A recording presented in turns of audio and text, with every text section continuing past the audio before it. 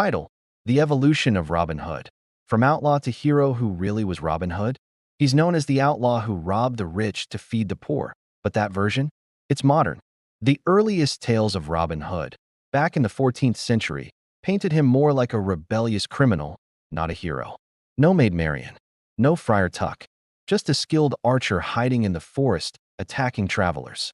By the 1500s, stories softened him. He became a man fighting corrupt nobles. Then came Maid Marian, and Robin Hood turned romantic. In the 1800s, during Victorian England, Robin was seen as a gentleman who stood for justice, more of a noble hero than a rebel. Hollywood took over in the 1900s, turning him into a full-blown legend.